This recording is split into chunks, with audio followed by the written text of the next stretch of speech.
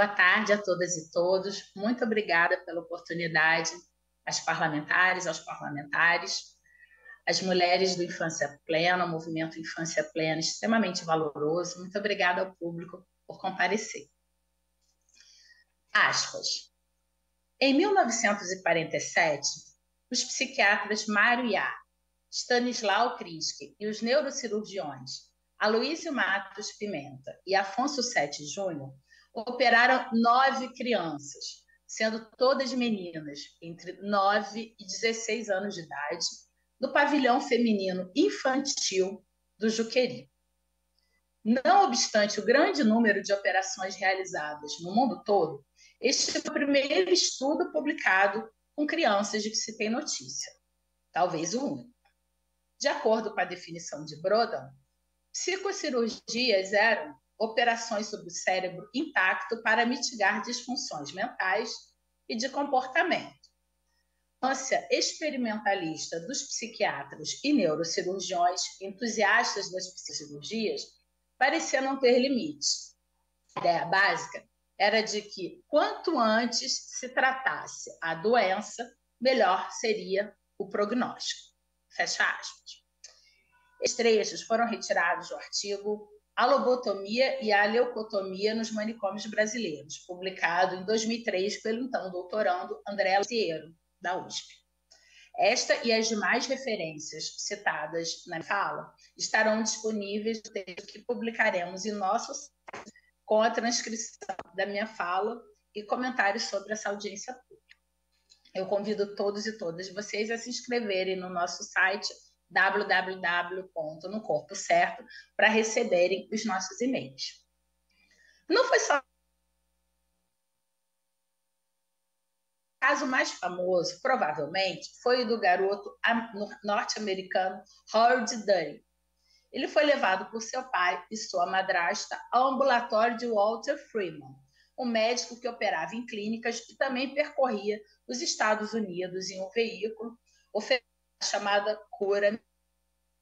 Freeman utilizava nada mais, nada menos do que um picador de gelo para furar a cabeça de seus pacientes. Howard tinha apenas 12 anos quando foi operado. Qual seria o comportamento desse menino tão horroroso a ponto dele ser submetido a essas intervenções físicas tão intensas? Era, de acordo com uma criança comum. Quando criança, ele gostava de andar de bicicleta e jogar xadrez, brigava com seu irmão mais novo. Ocasionalmente, desobedecia às ordens dos pais e roubava doces na despensa. Nada que fosse tão incomum para um menino de 12 anos. Fecha aspas. Felizmente, Howard não só sobreviveu a essa intervenção, como chegou a escrever um livro sobre sua vida, chamado Minha Lobotomia, uma memória. Escrito por ele. Levei muito tempo. Tive muitos problemas quando era um jovem adulto. Drogas, álcool e atividades criminosas. Tentando roubar e ganhar dinheiro, vencer na vida. Não foi fácil. Nunca vou saber o que perdi naqueles 10 minutos com o Dr. Freeman e seu picador de gelo. Por algum milagre, isso não me transformou no zumbi, não esmagou meu espírito ou me matou, mas isso me afetou profundamente. A operação de Walter Freeman deveria aliviar o sofrimento. No meu caso, fez o oposto. Desde a minha lobotomia, eu tenho me sentido como uma aberração, envergonhado. Fecha aspas. Isso são trechos que constam na Enciclopédia Britânica. Ou seja, a lobotomia não só não melhorou o comportamento dele supostamente antissocial, como pode, inclusive, ter tornado a vida dele adulta mais difícil. Houve casos de famílias que levaram mais de uma criança para esse procedimento. Na entrevista que deu ao jornal Washington Post sobre seu livro Matéria Branca, uma memória sobre família e medicina, e Matéria Branca fazendo um trocadilho com o cérebro, a autora Janice como foi a sua convivência com os tios, um homem, uma mulher, irmãos, que foram submetidos à lobotomia, ambos na infância. Abre aspas. Enquanto minha avó cozinhava e minhas tias e tios conversavam e jogavam cartas, os 2 irmãos lobotomizados sentavam inexpressivos no sofá. Ben em uma ponta, praticamente sem se mexer, e minha tia largada na outra ponta. Com a aguda volta das memórias, veio a percepção de que, mesmo sendo uma criança, eu tinha alguma consciência de que alguma coisa errada havia sido feita.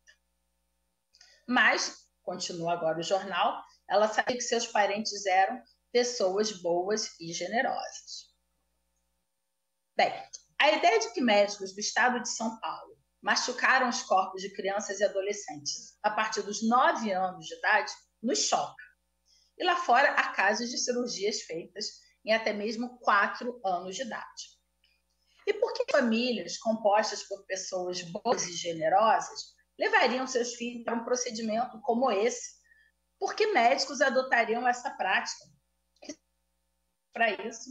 E um deles é a dificuldade que temos, enquanto sociedade, de lidarmos com questões de saúde mental e até mesmo simples comportamentos fora do padrão ou opiniões diferentes.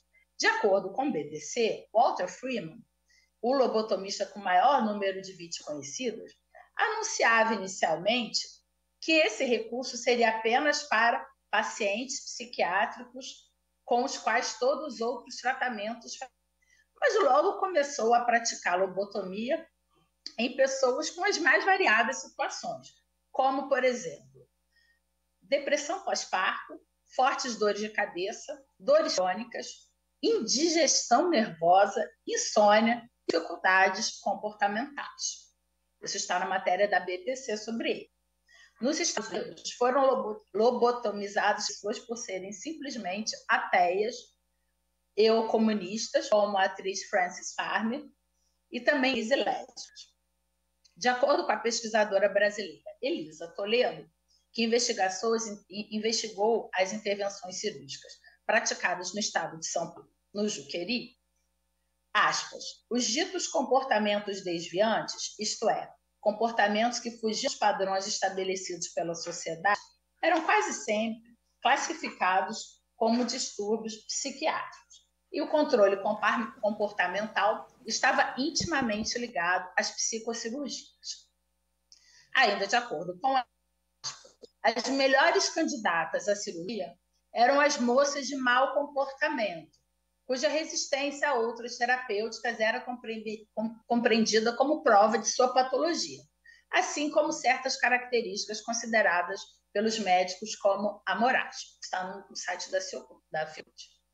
De fato, sobre esse tipo de cirurgia é ler justificativas que seriam inaceitáveis hoje em dia. Por exemplo, a Rosemary Kennedy, irmã do presidente John Kennedy, ela, entre aspas, um dos fatores que levaram a família a levá-la a uma lobotomia, abre aspas. Quando ela era criança, ela demorou para engatinhar, para falar. Ela engatinhava, falava e andava no mesmo ritmo dos irmãos. E na vida adulta apresentava comportamentos rebeldes e violentos. Ela foi lobotomizada quando ela tinha apenas 23 anos. O tratamento foi oferecido à família como algo novo e promissor. Todas essas informações estão no site da Fundação Kennedy. É importante a gente... Ela foi submetida à lobotomia e ela nunca mais conseguiu falar e andar. A partir dos 23 anos, ela viveu a vida em instituições de saúde mental. A família, à época, tentou escondê-la da sociedade, mas hoje a Fundação Kennedy faz questão de contar a história da Rosemary e mencionar que tomaram muitos anos depois em prol de pessoas com dificuldades de aprendizado. Rosemary, quando foi submetida a esse procedimento, já era uma adulta. Ela tinha 23 anos. Isso mostra a nós que mesmo pessoas adultas podem se encontrar em uma situação vulnerável, seja por causa das questões de saúde mental, comportamentos, da atuação de seus familiares e da atuação de profissionais que têm em pessoas vulneráveis o seu nicho de mercado. As lobotomias continuaram a ser praticadas, inclusive, após a publicação do Código Nuremberg, em 1947, que previa diretrizes éticas para experiências médicas. Nas palavras do já citado psicólogo André Maziero, autor da tese de doutorado que eu citei inicialmente, aspas, a publicação deste documento parece não ter sido suficiente para conter de imediato a experimentação indiscriminada ou a sujeição de seres humanos a procedimentos médicos de alto risco ou mesmo aviltantes, fossem em situação de guerra ou não. Nos manicômios brasileiros ainda foram feitos por pelo menos 9 anos, mesmo com as mortes, com as sequelas deixadas, ou os grandes riscos a que estavam sujeitos os doentes mentais lobotomizados, nenhum dos envolvidos nesta prática preocupou-se com a discussão ética destes procedimentos, limitando-se a taxar de pessimistas os poucos opositores. A crítica ao procedimento viria depois do seu abandono. Demorou muito tempo até a sociedade se dar conta de que os supostos resultados positivos em alguns pacientes não justificavam os danos causados à maior parte deles, inclusive a morte.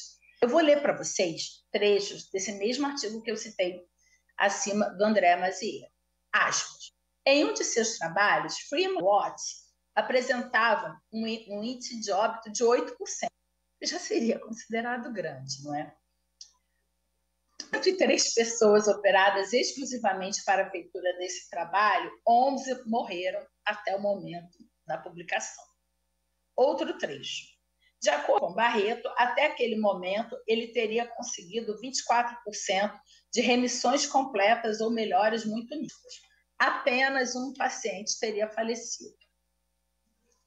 Fecha aspas. No Brasil, foi feita uma tentativa de intervenção desse tipo em 22 pacientes, todas mulheres, sendo que 16 haviam passado pela técnica tradicional de Freeman e outros tratamentos. Os resultados não foram satisfatórios, por isso essa técnica foi abandonada. Bom, existem outros textos aqui, eu vou pular um pouquinho, né, em razão do tempo. Fato é que, hoje, ficamos chocados de imaginar que menores de idade, assim como adultos, eram submetidos a intervenções físicas para curar ou amenizar supostos problemas mentais ou problemas mentais reais. Mas elas foram comercializadas, foram oferecidas gratuitamente no Sistema Público de Saúde do Brasil e lembre-se, como o último grito da ciência. O jornal norte-americano The New York Times chegou a se referir às lobotomias como a nova cirurgia da alma. Bom, vocês podem imaginar, porque eu comecei a minha fala rememorando as intervenções corporais denominadas lobotomias. Pessoas e organizações, como a No Corpo Certo, questionam que destruir partes do corpo e funções biológicas de seres humanos curariam, de fato, um tratamento. Mesmo que alguns pacientes, como os do passado, digam que essas intervenções os ajudaram. Consideramos a prática antiética, sobretudo, quando estamos falando de menores de idade, os quais não têm maturidade para expressar consentimento real. Aliás, é por essa mesma razão que condenamos a pedofilia. Lembram? A Wave Now, uma campanha norte-americana similar a No Corpo Certo, tem um artigo cujo título em português pode ser traduzido como, aspas, lobotomia, ascensão e queda de uma cura milagrosa. Eu vou ler um trecho para vocês. Muitos pais do Wave Now estão preocupados que possamos estar no meio de uma desastrosa moda médica. A mudança súbita de identidade de gênero em nossas crianças foi facilmente aceita por seus colegas, escolas, terapeutas e médicos. Bloqueadores de puberdade, hormônios cruzados e cirurgias são rotineiramente encorajados como os próximos e necessários passos. O nível de entusiasmo é incrível. Há uma ausência de cautela. Nós não sabemos quantos jovens irão crescer e lamentar seus corpos permanentemente alterados. Quantos deles irão imaginar como suas vidas teriam sido se eles não tivessem tomado esse caminho? O que está acontecendo no Brasil neste ano de 2023? Nosso país permite a prática de mutilar adultos que rejeitam a realidade de seus corpos desde 1979, quando o médico Roberto Faria, também do estado de São Paulo, foi absolvido de mutilar seu paciente pelo fato de que havia diagnóstico de gênero. E faz 10 anos que mutilamos crianças e adolescentes com base no mesmo diagnóstico. Sim, desde 2013, quando da publicação do parecer número 8 de 2013, pelo Conselho Federal de Medicina. Seu conteúdo reforçado e ampliado pela resolução número 2265 de 2019, do mesmo órgão, bem como pela resolução número 1 do Conselho Federal de Psicologia, que impôs penalidades aos psicólogos e psicólogas que questionem a crença em identidade de gênero. Estou usando aspas porque não existe nenhuma comprovação de que seres humanos tenham identidade de gênero. Isso é uma teoria. E eu falo mutilação com todas as letras, bem como costumo utilizar mudança,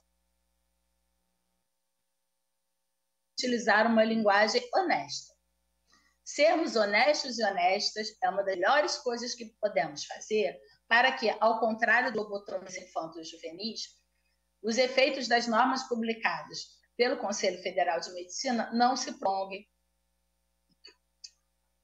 É precisamente isso que médicos, ajudados por ativistas, pelas instituições públicas, universidades, políticos e famílias desses meninos e meninas estão fazendo: mutilação. De acordo com os dicionários, mutilar significa amputar membros ou danificar membros e funções sexuais do corpo. E é isso que esses médicos estão fazendo.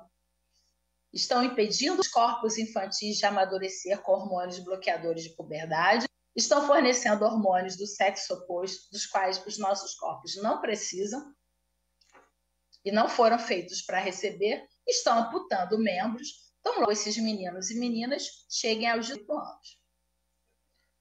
Talvez você, autoridade, cidadão ou cidadã consciente, que esteja acompanhando esta audiência pública, talvez você ache que essa comparação está exagerada.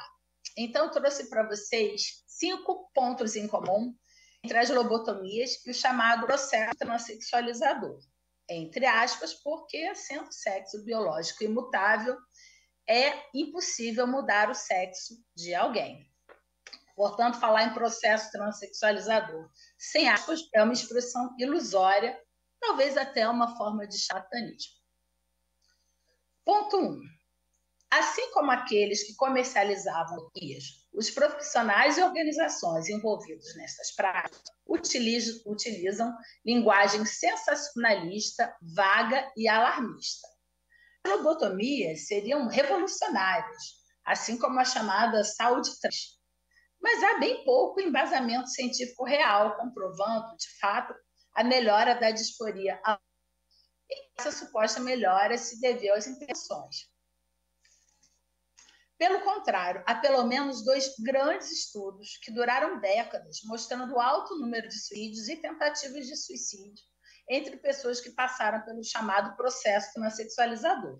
Eu cito esses estudos no nosso site www.nocorpocego, num artigo chamado O que há por trás das estatísticas de suicídios trans. Sobre o alarmismo, assim como os profissionais que comercializavam as intervenções corporais do passado, os atuais utilizam uma linguagem de urgência, tentando nos apressar, nos convencendo de que devemos rapidamente mudar os nomes das nossas crianças, mudar seus corpos, então logo elas dizem que são trans. Somos acusados e acusadas. Eugênia, só para questão de tempo, tá? Mais 1 minuto aí para concluir. Meu Deus, passou tão... Bom, pessoal, antes de concluir, só queria dizer que eu vou publicar minha fala integralmente no site, provavelmente na semana que vem.